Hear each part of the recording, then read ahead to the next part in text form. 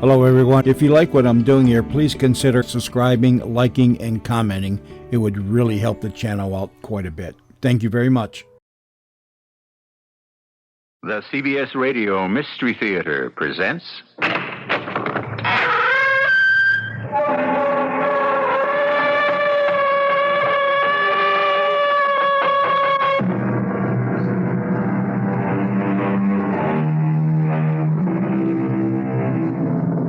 Come in.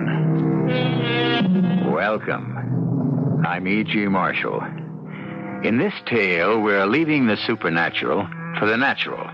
Not that the mystery is less deep. This is a story of human beings and the passions and desires that consume and drive them. A story that concerns one of the 7 deadly sins. In many ways, the most repulsive of them all. But which of them? That is the matter of our story. Let Detective Louis Stein mention only one of them. You listen to me, Tony, boy. The more time I spend on homicide, the less I pretend to understand it. I've seen guys knocked off in an argument over a hockey game. Dames who stuck a knife in their husbands because they forgot to bring home the margarine. Candy Hart was doing your little Polly picture out of a chance in the spotlight. Envy is as good a motive for murder as the next one. And murder is what we've got right here.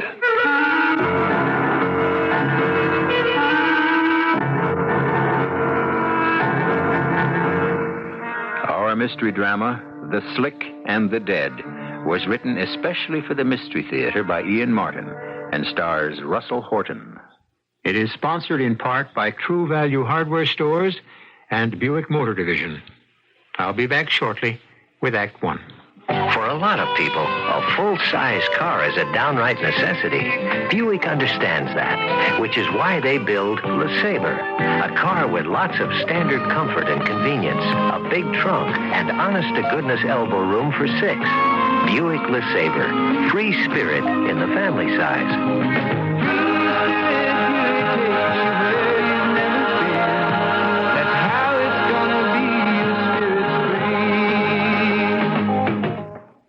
I want that sinus medicine. Headache tablet? No, the sinus medicine that relieves headache and congestion, internal sinus pressure, and postnasal drip. You mean sign-off? Exactly. Compare sign-off tablets with anything you've ever taken for sinus. No sinus tablet you can buy relieves more symptoms. Sign-off gives you a full dose of pure aspirin plus a powerful sinus drainer.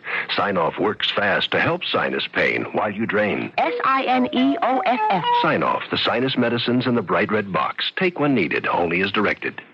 Our town is growing, and we're helping it to grow. Working together, sharing all we know. St. Paul Federal can help make your kitchen happier, more pleasant with gifts by General Electric. Add entertainment with a color TV or radio. Make cooking easier. 19 GE gifts. Deposit $300 to $5,000 or more. Some gifts are free. Others require additional payment. Limit 1 per household. Offer ends March 13th, 1976. For a beautiful gift brochure, phone 622-5000. See gifts at 6 locations. 2 in Chicago and in Franklin Park, Rolling Meadows, Hanover Park, or Bartlett. Supply limited.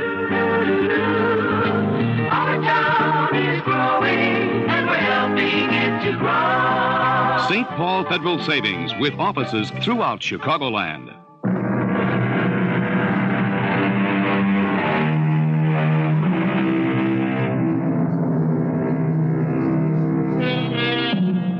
Of all the crimes on the police blotter, the most fascinating of all is the crime of homicide.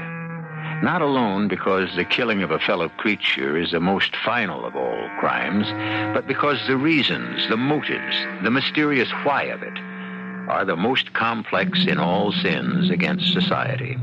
For gain, for revenge, for jealousy, for 1,000 reasons, including just no plain reason at all, murder one deserves its ranking.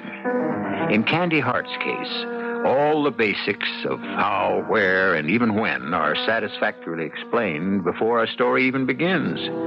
What we are concerned with is why and who. Watch it, Detective Carbo. Let the boys get the basket out. Oh, sure, Lou. Good-looking chick. Yeah, before somebody wrung her neck. Yeah. What'd you get from the doctor? What you usually get from a doctor, double talk.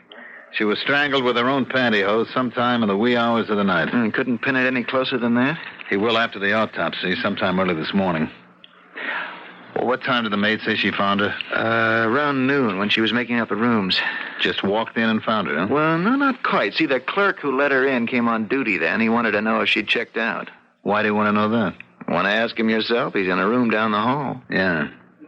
All right, nothing more to do here. She signed in as Ruth Sniffen. Sounds like a phony. Could be. Her address was phony. And when we checked her purse, we drew a blank. Too little there, if you ask me. Somebody ripped her off? No, money was there, and lipstick, compact gum, some keys, a pencil, and a couple of hair ribbons. Hair ribbons? Mm-hmm. Hair ribbons. So? Well, nothing. It's just a funny thing for a dame to be carting around. Why? She's got long hair. Yeah, that's right. Come to think of it, though, you might have a point. How come? Well, you take my kid, Debbie. She's got this long hair, too, you see, and she takes ballet. So? Did you get a good look at that one before they carried her around? Oh, sure. She was one looker. No, her legs, I mean. Did you notice how muscular they were? Yeah. You know, dancers use ribbons to tie back their hair. Maybe this will give us a lead on who she is. Isn't there anything in her bag? That's the whole point. Nothing. No letters, papers, no credit cards, Social Security, nothing.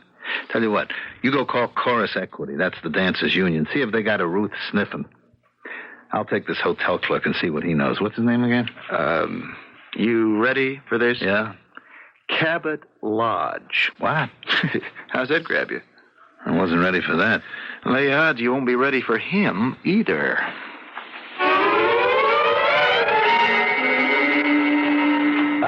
I just knew I should never have registered her. I told Mama that this morning, first thing at breakfast. Why, Mr. Lodge? And is Lodge your real name? Well, of course. Cabot Lodge?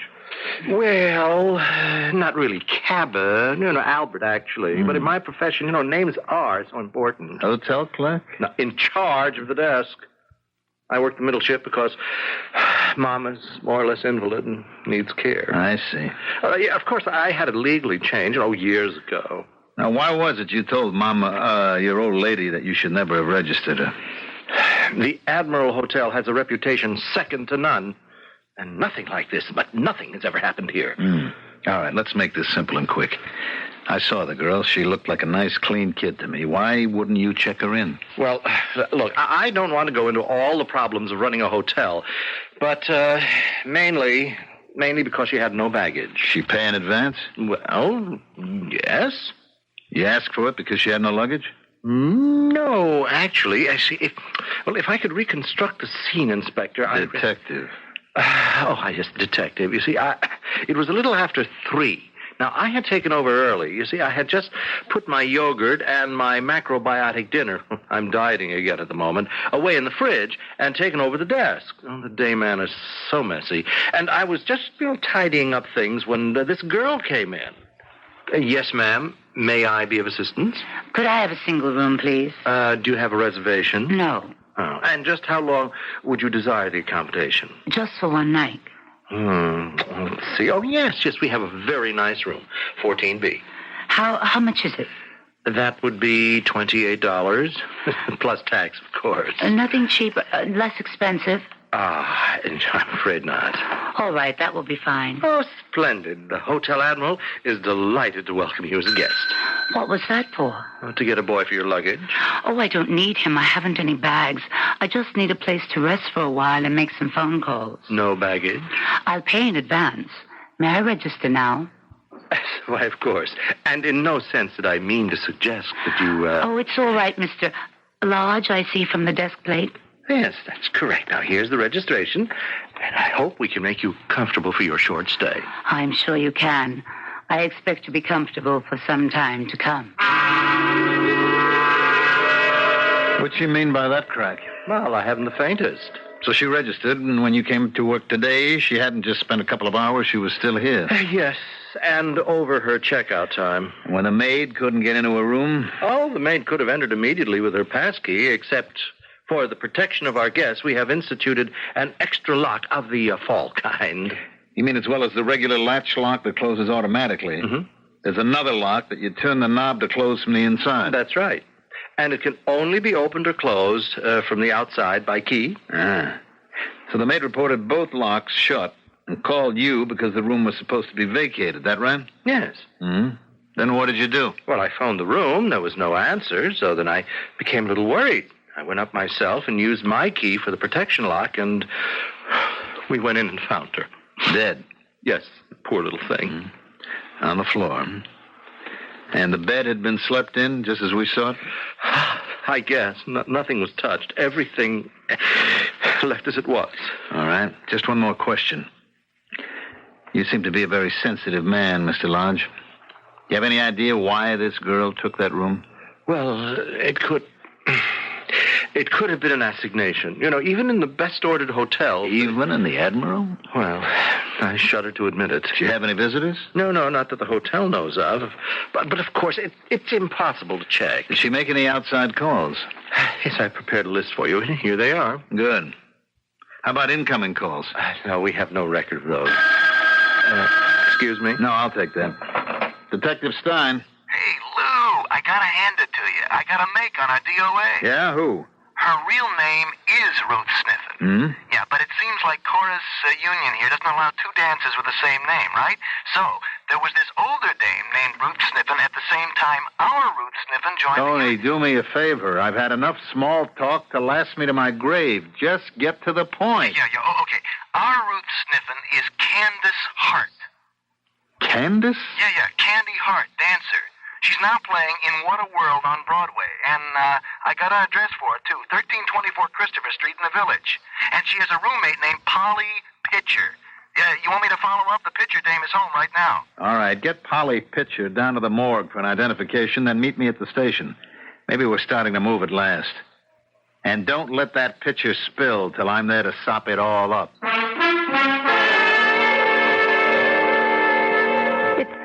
So far out, I don't dig it. I mean, Candy was making it all the way. All the way? Well, Nell Guinness just left the show to have her baby, and Candy got up to do her solo. She was sitting on top of the world. She have any boyfriends? Are you kidding? Oh, don't get me wrong. Candy was good, but she didn't get ahead strictly on her dancing. That's kind of a nasty crack. Oh, I was on my way out of the apartment. I just wish I'd left sooner. Your way out? Oh, that's right, Detective... Tony Carbo. Oh, Detective Carbo. What I meant to say is I was moving out because Candy and me didn't cut it. How come? I don't know how much you know about dancers, Detective... Stein. But to be one, you gotta be a little crazy, right? Right. Right? How could you know? I have a 17-year-old daughter wants to be one. Is one. What's the difference? She's hooked. Oh, honest? Oh, I'd like to meet her sometime. I don't think you could talk her out of it. Who wants to? No, you said you're all nuts. Sure. But who wants to live any other way if dancing is what you really want? Go on, Miss Pitcher. About what? About why you were leaving, first of all. Oh, well, just Candy and I didn't sort of hit it off like. She was, like by me, she was kind of a hard case. Can you make that a little plainer? Well, you know we were in a show together. Yeah, What a World. Hey, I thought it was a knockout. And I remember you. Tony. Yeah, I'm sorry. You remember me, honest? Tony, I'm talking to the witness, if she is one. Now, you said Candy Hart was a hard case. Why? Oh, it's difficult to put into words. When the solo spot fell open, nobody questioned I'd get it. I was chorus leader. I'd go right in. Only I didn't, because Candy shafted me. Oh. Well, I guess the producer had a kind of thing for her, you know. All I know is a special rehearsal was called Saturday night for today, Monday. And yesterday afternoon, Candy was planning a trip out of town. And there's a connection? The rehearsal was for Candy to go into the solo. Yeah. And the trip out of town? Make your own guess. The producer lives in Eastport, Connecticut, and that is where she was headed. Well, it looks like she never got there. I wonder why. Gee, I don't mean to knock her, and I'm really just totaled by what happened. Well, maybe I'm way out of line, but that's the way I had to figure it when she left here. All right, let's go over it piece by piece and try to figure again. Something went wrong somewhere with whatever plans Candy Hart had. What, where, why, when, a million questions. Let's just start here with the beginnings. And see, can we find not what's right or wrong, but what went wrong.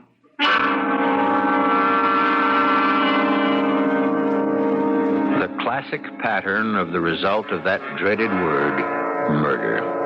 Inexcusable. The taking of another's life, for whatever motive. I once asked you to be judge and jury. That doesn't apply in this case. Here, you are the detective. Make your own decision who is responsible for the death of Candy Hart. I shall return shortly with Act 2.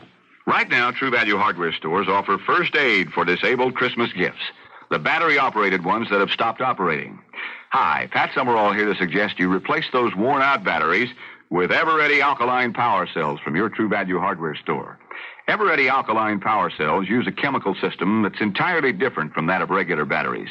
The extra power they provide makes them ideal for portable radios, tape recorders, any device, in fact, you use frequently or for long periods of time. And they'll hold their power for months when they're not in use. So they're perfect for devices you use only intermittently, like calculators, cameras, and flashlights. True Value hardware stores offer Ever-Ready alkaline power cell batteries in popular C, D, or AA sizes. Replace those worn-out batteries right now with the battery that'll last far, far longer. Ever-Ready alkaline power cell batteries from participating True Value hardware stores. Look under hardware in the yellow pages. And remember, you can charge it on MasterCharge at many stores. Now, from Business Week, here is Peter Roberts with your summary of this week's top business stories. Ever wonder exactly what it takes to run a publishing and communications empire? You'll want to read about S.I. Newhouse, the man who personally operates what is probably America's most profitable chain of newspapers, magazines, radio stations, and cable TV. Tired of gloomy news about real estate investment trusts? Get the cheerful story of a REIT that's turning big profits. You read the headline stories about the shootout at the Vienna oil talks, but you may be even more startled when you learn what was being discussed at the time. Ever have insurance problems? They're minor compared with those being faced by the casualty insurance industry. And if you'd like to save on a family summer vacation, you can discover how to go about swapping homes here and abroad. If you want complete details on these business stories, you can get the facts in this week's issue of Business Week. It's on newsstands now. Pick up your copy today. Business Week. When it comes to news, it's all business.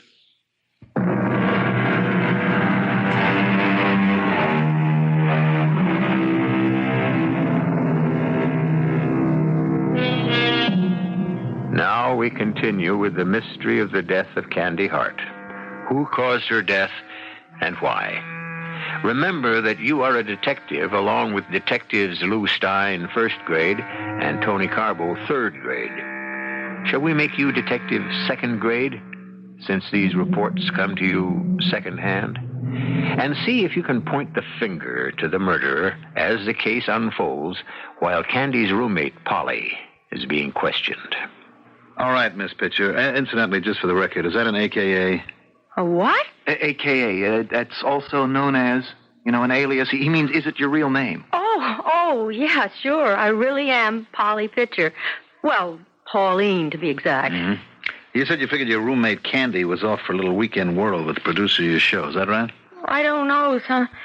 Oh, sometimes I'm kind of a big mouth. Maybe I should have clammed up. Not with us, baby. That doesn't pay. No, it's all right, Miss Pitcher. You just go right ahead and tell us again why you thought there was something going on there. Well, the way I told you. I'm chorus leader. I've done the solo a couple of times when Nell Guinness was out, so nobody thought much about it. She sprained her ankle, I'd go right in. Only this time, a rehearsal was called, and the word was that Candy would be the one. Not that she wasn't good, but... Oh, gee, I hate this. Miss Pitcher, let me say something. A girl is dead. This is a homicide. Somebody strangled Candy Hart deliberately, and she didn't die nice. So the nice things have to stop right here. We don't cut any corners anymore. Let's just get down to the nitty-gritty, which is not nice, but that's where we are. Now, I'll say some of it for you because it isn't fact, just like you say surmise. Okay? This producer and Candy Hart were making it together. That was the talk, right? That was the talk. All right, what's his name? Hayward Spence. He lives in Eastport, Connecticut. Right. And you figured she was going to spend Sunday night with him. Why? Well, Sunday morning when we got up, Candy asked me. Hey, Polly, you with it? Oh, I'm awake, yes. Oh, I have a mother of a headache. Where's some aspirin in the medicine chest? That won't cure what ails me. We got any liquor? Oh, some cooking sherry's all I have. Oh, sure. The all-American health bug. What am I doing rooming with an AA? Oh, thanks for the boost, but since I never had the habit, I never had to kick it. When are you going to get with it, Polly? You're going to be an Elsie Dinsmore for the rest of your life? Oh, knock it off. The needle has lost its charm, and I could use some more sleep. Anything else I can do for you? Yeah. You got a bag I can pack some clothes and stuff in? What's this? I thought I was the one moving out. Oh, I'm not moving out. Just overnight. Nothing permanent like you. Oh, look, I'm not in all that rush. I won't duck out on you till you have someone to take over for me. Well, maybe it'd work better the other way, baby. Huh? How'd you like to take over the place and get yourself a roommate to share expenses? Well, it's your apartment. I didn't think that would... Everything's up for grabs at the moment, baby.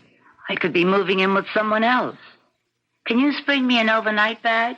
Oh, I haven't anything until tomorrow night. I lent it to Jeannie Shepherd for her bus tour. She's due back tomorrow night. Oh, great. But you have an overnight bag. The zipper's stuck. Can't get it open. Boy, wouldn't you know. What's the heavy date? My future baby doll. You mean our big man? The reason for the rehearsal tomorrow, you going into the solo? No hard feelings, Polly. That's only for openers. Spence and me have something going beyond that. Oh, boy, you're playing with fire. You mean Isabel and her fangs? The guy is married. You're buying a lot of trouble. Don't you worry. Isabel's out of town, and what anybody doesn't know won't hurt him.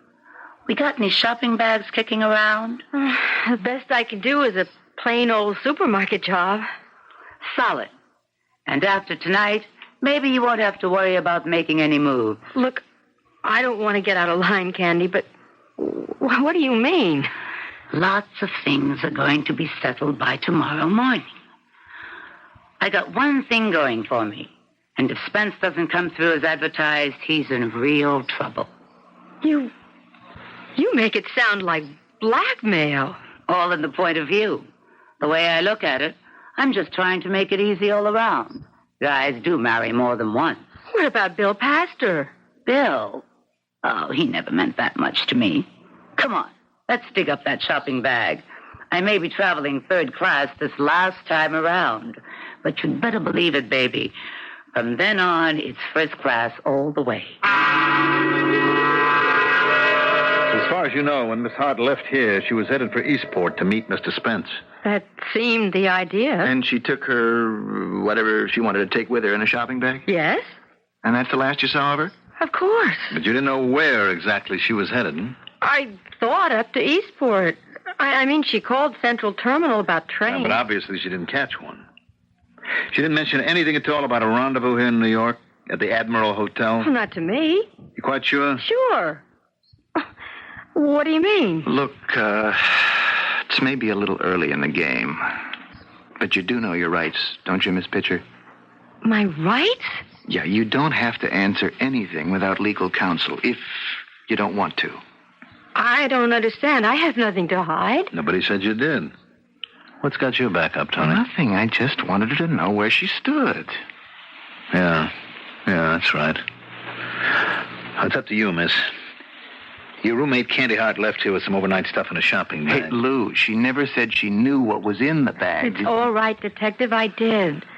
When I brought her the bag, she had the stuff all laid out to go into it. Night clothes, hair curlers, the works. May I complete my question now, Detective Carbo? Yeah, sure, Lou, sure.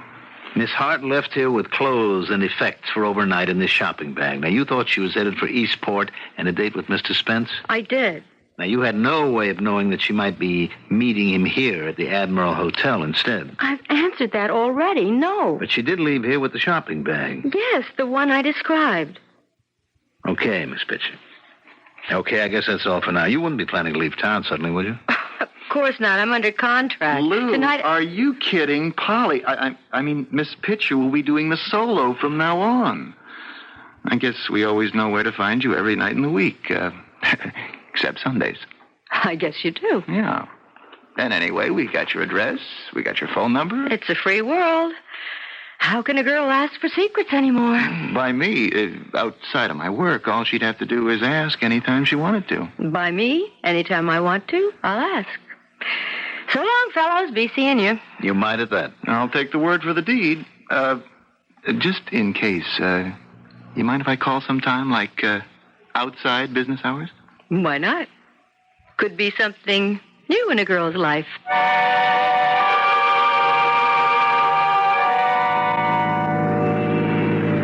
She kind of got to you, huh, Tony?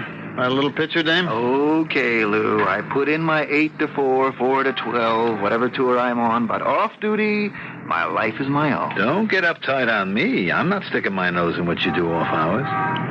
But I do have to tell you to watch it. I could have fallen for that little dame a few years ago myself. That still doesn't mean she's leveling with us all the way. What are you talking about? Tony, the more time I spend on homicide, the less I pretend to understand. I've seen guys knocked off in an argument over a hockey game. Dames who stuck a knife in their own husband because they forgot to bring home the margarine. Candy Hart was doing Polly Pitcher out of a chance in the spotlight. Envy is as good a motive for murder as the next one. Lou, you don't seriously think I'll tell you what I seriously think. You better stop thinking about her as anything but a suspect. And we better get moving to clean this thing up. Now, we're splitting from here on in. You can have this bill passed to the boyfriend that was mentioned. I'll take the Spence guy who looks like he might just be the whole crate of apples. So let's get on the ball. Yes, Detective, whatever the name was. Stein. Oh, yes, that's right, Stein. I'm quite aware that Candy, Miss Hart, is dead. You know, I had to appear in front of the entire cast of the musical at rehearsal, break the news. Yeah, I know. That why you came to town, Mrs. Spence? I beg your pardon? Make the announcement, I mean? Sir, I am in town every weekday. I run an office here. Just because I have one hit doesn't mean I haven't other projects in work. Sure. Now, let's see. Rehearsal was called for 4, is that right? That is correct. And we didn't know who the homicide was till around 3:30. Well, I can check with my secretary, but it was shortly after that time that the appalling news was transmitted to my office. Mm-hmm. As a matter of fact, it wasn't until I got to the theater for rehearsal that I was told the news. Yeah. What time did you get in this morning, Mrs. Spence? I beg pardon? What train did you take in from Eastport this morning? I didn't. I drove. Oh. Put your car in the garage? Yes. Good. When a ticket will show what time you pulled in. That is correct. As a matter of fact, I came in yesterday from the country. Oh. Is that a fact? When was that? Well, sir, it so happens that my wife and children are visiting her parents this weekend. I found myself at loose ends, decided to come into the city. Uh-huh. And what time would that have been? In the middle evening, after dinner, say 8 or 9-ish. My garage will know what time I left the car. Yeah, they do. 8:47. Then where did you go? Not that it's any of your business, but to my apartment, where I worked until after midnight. Went to sleep, came down to my office at the usual time, around 10 a.m. Got a doorman at your apartment? No, actually, I own a brownstone. I have the bottom floors, rent out the top. And you say you were alone? I was. Did you make any phone calls? Did you see anybody during the evening? I made several phone calls, but got no answer. No, I didn't see anyone. So you were all alone from, say, 9 p.m. until at least somewhere after 8 the following morning? Unfortunately, yes. Sure. I mean, you're an intelligent man, Mr. Spence. I mean, you can see where all this is headed, right? Naturally. Now, Candy Hart. Why was she suddenly packing a bag to come and see you in Eastport while your wife and family were away? What? Was it because she was getting that solo spot instead of the regular girl who filled in? Has Polly been giving you some kind of a story about me and Miss Hart? I've done a little checking around. I had to warn you, there was a lot of talk about Doesn't mean a thing. A theater company was just gossips like a family. It was a small village, sir. Candace Hart was an employee, a talented one, but nothing more. That why you invited her up for the weekend or for Sunday night? Who said I did that? There's a taxi service meets all the New York trains. They got an office that side of the track. My information is you drove in with your white caddy, license number, UV557, in time to meet the 1205 from New York. Now, you seemed annoyed there was no one on it. You went over to Mario's place for a couple of snorts till the next train. When no one was on that for you, you drove off and went, where? You seem to be doing all the telling. Why don't you finish? That's all I got. The rest you told me. You came to New York. I'll give you a bracket, 12 to 4 a.m. Were you at the Admiral Hotel during those hours? I was not, sir, nor to the best of my belief, except to have a drink in the bar waiting for a train, have I ever been anywhere in the Admiral Hotel. All right, so much for who at the moment. It wasn't you. Now, another big question you might be able to answer. Yes. Why? Why would anyone want to murder her, and why did she take a room in the hotel? Think it over, Mr. Spence. And remember, like I said in the beginning, you don't have to answer anything without a lawyer's advice.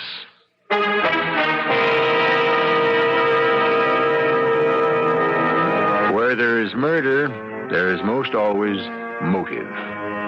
Not the casual hit and run of the mugger, the accident of panic, the mindless menace of a gun maliciously discharged into a crowd.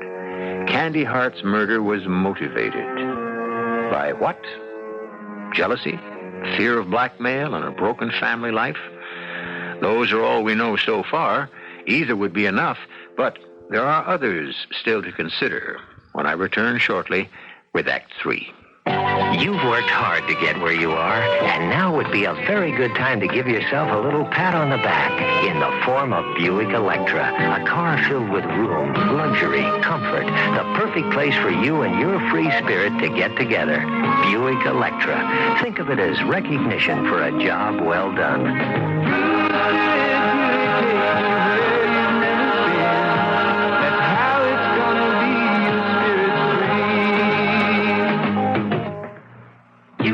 Great taste, lots of great taste and taste with whodunit. They're medicated cough drops with great taste in every box. Wild cherry, sweet and savory, menthol cool and flavory. Honey, the way you wish with lemon or licorice. Oh, you can have great taste, lots of great taste and taste with whodunit. Whodunit, the medicated cough drops that don't taste medicated. They taste great. Use only as directed. Right now, True Value hardware stores offer first aid for disabled Christmas gifts. The battery-operated ones that have stopped operating. You can replace these worn-out batteries with Ever-Ready alkaline power cells from your True Value hardware store. Ever-Ready alkaline power cells use a chemical system that's entirely different from that of regular batteries. The extra power they provide makes them ideal for portable radios, tape recorders, and battery-operated toys. Any device you use frequently or for long periods of time. And they'll hold their power for months when not in use, so they're perfect for devices you use only intermittently, like calculators, cameras, and flashlights. True Value hardware stores offer Ever-Ready alkaline power cell batteries in popular C, D, or AA sizes. Replace those worn-out batteries now with a battery that'll last far longer. Ever-Ready alkaline power cell batteries. You'll find them at the True Value hardware store near your home. This is WBBM Chicago.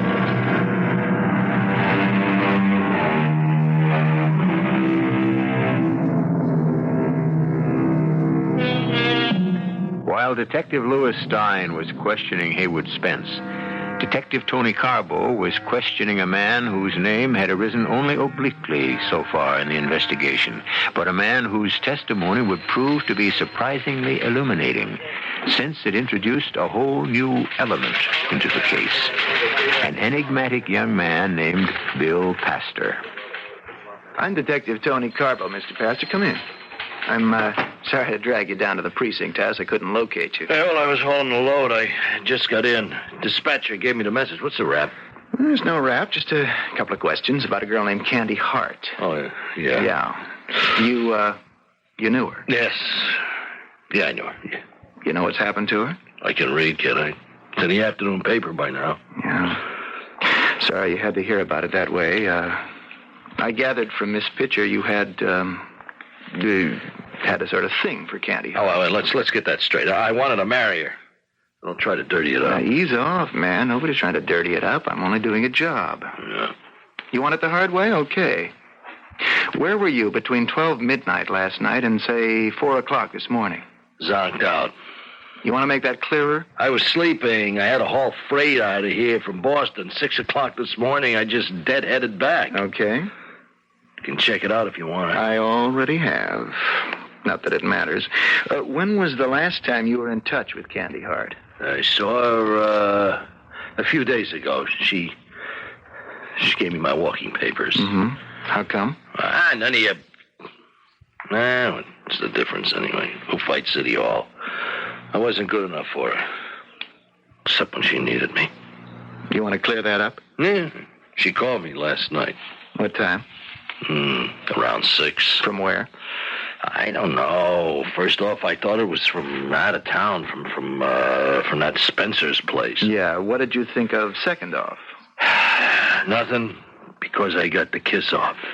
You want it all flat-foot? You can have it, with my compliments. I still can't figure it. Yeah. Bill, it's Candy. Hey, how are you, baby? Where are you? Where? Never mind that for the moment. I need help. Well, what am I here for? You got it. It's pretty crazy, Bill. I just didn't know who else to turn to. I like that. You wouldn't. I mean, whatever I say goes no further. You just have to ask. I'm asking. So you can bet it. Not on your life. Okay. Now, here's what I need to know. If someone has a sack full of dough in, like, small bills, kind of worn, could they be traced? No. Wait a minute, kid. What are you mixed up in? Bill, don't ask questions. Just give me answers. Well, how would I know? You know why? Oh, I know it's not like that with you anymore, but you do have, like, connections. Listen, where are you? Let me come up and talk to you. No, first answer me. Okay. The answer is, I don't know. I don't know where they came from. Do you? No, but I can guess, and they're not legal. Counterfeit? No. Lifted, stolen? Not exactly. How small denominations? 5s, 10s, 20s, a few hundreds. Not new. Well, what do you want me to say, Candy? I've been up the river. I don't want to buy it again. It could be okay, but if it was me, I wouldn't try to pass it. What would you do with it? Broker it, fence it. Those boys know how to spread it. What would that cost me? How much you got? Never mind that right now. Let's say it was 100,000. Well, with no connections, you'd be lucky to keep maybe 25%. And if I had connections like you? Candy, even if I had it, I wouldn't touch it. Now, you listen to me. Whatever you got this stake, forget it. If it's the wrong side of the law, it is worth nothing. Turn it in. Now, look, you want me to help? Tell me where you are, and I'll come up and we'll work it out. Forget it, Bill. I never had money like this in my life, and I'm hanging on to it come hell or high water. Candy, honey, believe me, you're making a mistake. Candy! Oh, how can you be so crazy and stubborn?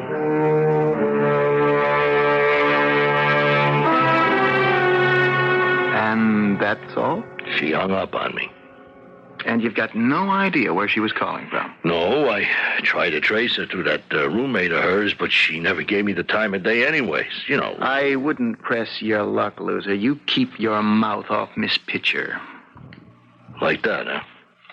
You better make that clear. Nah, what's the use? You name me loser, it's my middle initial. I wish you better luck. Polly's a nice kid. She's just out of my class. Mm-hmm. But Candy wasn't. She let me know it often enough. We might have made it if I could have got it down to earth. Sometimes I wanted to drag her there with my bare hands and knock some sense into her.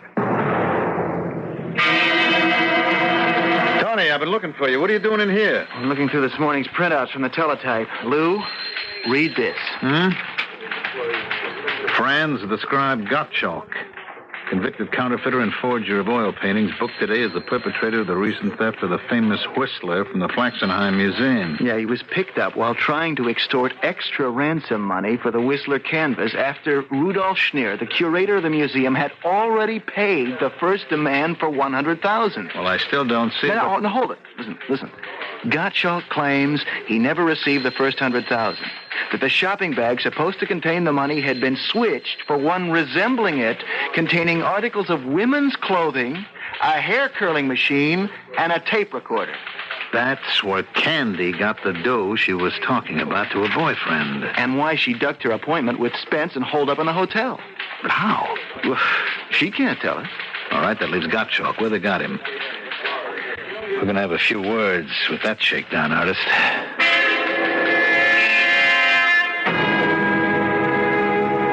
Supposing we just go over it again, Franz, and this time let's do a little singing. But I've told you the truth. I want to know how that girl got the money. Franz Gottschalk, whatever your name is. I like better just Frank. I'm an American citizen. Yeah, you were while you stayed out of the clink. I still am, even if I cannot vote. Frank, if you don't come clean with me, there are a lot of things you're not going to be able to do for a long, long time. This isn't just an extortion rap anymore. It's maybe the big M. I have nothing to do with murder. Okay, convince me. Play fair with me. I'll give you all the breaks I can. All right. I stole the Whistler. I cut it out of the frame. It was such a pity to deface a masterpiece, but it was only a little. So I arranged my ransom terms. It's simple to get the picture back. On a word from me, the curator is to take $100,000 in small bills contained in an ordinary shopping bag to Central Terminal. He is to go to the waiting room, locker 463, which he will find open, and put inside the bag.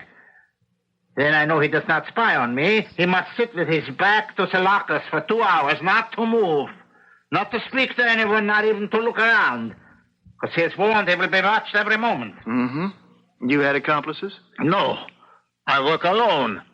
But how is he to know that? So I wait at the station. I see him come in. He's a small man, not so steady on his feet, you know. All of a sudden, from another direction, comes this girl running and bumps into him. Well, my heart is in my mouth. Both of them stumble and fall the shopping bag with them. Ooh, wow. Now, the money fell out. No, Gott sei Dank. I see them get to their feet. They are talking, but I cannot hear anything except all of a sudden the girl cries out, "Get out of here before I call the police." Oh, I bet that gave you the heaves. Well, my heart stopped, but he calmed her down somehow, handed her her bag, and brought the shopping bag to the box, put it in, and then he went and sat. I moved to get the bag, made one look to check the contents. Now, wait a minute. I'm ahead of you. She had a bag, you said. She had a bag. You mean a shopping bag? That is right. And when they knocked each other over, somehow the bags got switched, right? Right. The bag in the box had only some ladies' undergarments in it. That must have given you a real jolt. Believe me. But I was not letting her get away with the money so easy. I locked the box. I turned to look for her. And you followed her to the hotel where she checked in, bided your time, then went up to her room, got in by some gig or other, took your money, stopping only long enough to strangle her so she couldn't witness against you. No, I did not. You return to the locker where the police picked you up? I had lost her. I rushed around. I couldn't find her. I thought perhaps in the other bag, in her bag, I could find an address, some name, to know who she was. Please, you must believe me. I am not a murderer. I did not kill her. Please give me a chance. The odds are better than you deserve. There are 3 others who had just as good motives as you. Now, all I've got to do is figure out which one of you 4 it was. Now, Hey, wait a minute. My odds are wrong. Now, you know something, Frank? There's only one person who could have murdered Candy Hart. Just as a matter of interest, and for the fun of it, are you, as the audience so often is, way ahead of our detectives and our story? Could you name the murderer and his or her motive now? Have you perhaps even known from the beginning? Or would you like now, before we complete our story, to pick your own candidates? Now, for those of you who feel you know or have guessed, here is the solution. I don't know what possessed me to do it, except that, well, I can't expect you to understand. But my vacation was coming up next Monday, and as usual, I just have no money. To be able to travel, to see the world, instead of being chained all day listening to Mama's whimperings and complainings. And then suddenly this blessed chance. No, I should say this terrible temptation. When the girl came in with the bag full of money. Yes. She was dusty as if she had fallen and all disheveled, and she was just definitely not a candidate for the Admiral Hotel. Well, I was thinking of telling her that we were all filled up when she put down her bag to register, and oh, Lord help me, it tipped over, and the newspaper covering it at the top slipped aside, and I saw it was full of money. So you let her in? Yes. And later that night you went up and used your pass key to get into her room? Well, she woke up and recognized me, then turned on the light. I offered to share, but she was impossible. She said she would scream her head off if I didn't get out. For the first time in my life, perhaps, I lost my head. I snatched at anything to gag her, and somehow it was around her throat. And then before I knew it, she was dead. Well, I had nothing to lose. I took the money. I thought I could get away with it. I knew that money was stolen, but somehow, I don't understand. Somehow, you guessed. And the worst thing of all, I just don't know how we're going to break the news to Mama. I'm not sure I understand all the way myself, Tony. How did you pick it? Well, first off, I couldn't see our desk clerk lodge ever letting anyone into the hotel without baggage, a woman especially. And second, once we knew the money was involved, I figured that let Spence and Pastor out of the picture. And little Polly, you never figured was in it at all. You said it. Now, as for Gottschalk, if he killed Candy and took the money, why try a second holdup? But most of all, it's my total recall. Like how? You notice those special protection locks at the hotel? Mm-hmm. The regular fault type. Right. Protection for the guests from the inside. But the only way to close that special lock from the outside was to have a key. And the only person who had that key was the hotel clerk. Elementary, my dear Detective Stein. Now, what am I supposed to say? Amazing? You didn't think I didn't twig that right from the beginning? It's just that I couldn't figure that mama's boy having any reason for... Well, I guess we're never too old to learn, huh?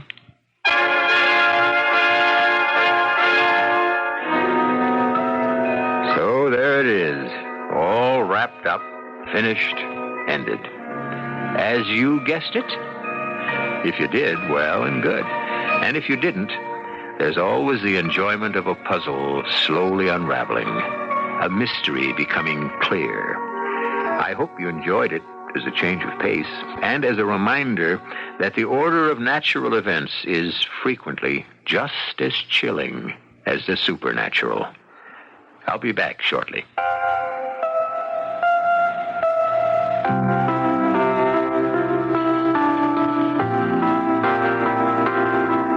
Tomorrow, there could be one less hungry child in the world because of you.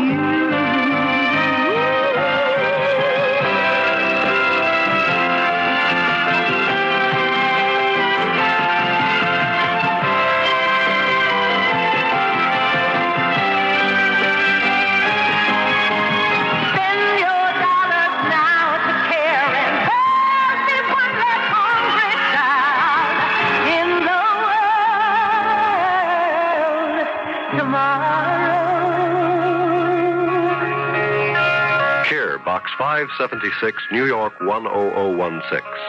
That's Box 576, New York 10016.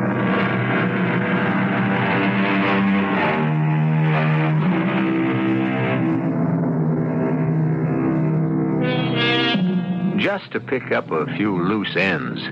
The extortion money was, of course, returned, and while Mrs. Lodge temporarily went into incredible shock, she eventually, in spite of her infirmities, imagined or otherwise, lived out her years quite happily. Her son received a life sentence, but in a strange way made his own adjustment to imprisonment, which he finds has many things in common with the hotel business. And Detective Tony Carbo is married to guess who? Our cast included Russell Horton, Rosemary Rice, Mandel Kramer, Josephine Premice, and Earl Hammond. The entire production was under the direction of Hyman Brown. And now, a preview of our next tale. How is Joan? Oh, the beast tore her arm, but it's not serious. Well, that's something to be thankful for. Here's your coffee. Thanks. This will be our last breakfast on this cursed island. We'll strike camp and get away today. I think, Reverend, for the safety of all concerned, it would be better not to leave the island just now. Both Mrs. Manning and I are grateful for your presence, Dr. Carter. But I can't help thinking that perhaps all of our problems would have been solved if you hadn't stopped me when I had the brute in my gun sights. Had you fired, and had you killed the thing, you would have committed murder. Murder? Well, now you've got me completely confounded. How can killing this thing possibly be murder? Well, this thing, as you refer to it, Reverend, is a man. Radio Mystery Theater was sponsored in part by Sign-Off, the sinus medicines, and Luden's medicated cough drops. This is E.G. Marshall inviting you to return to our Mystery Theater for another adventure in the macabre. Until next time, pleasant dreams.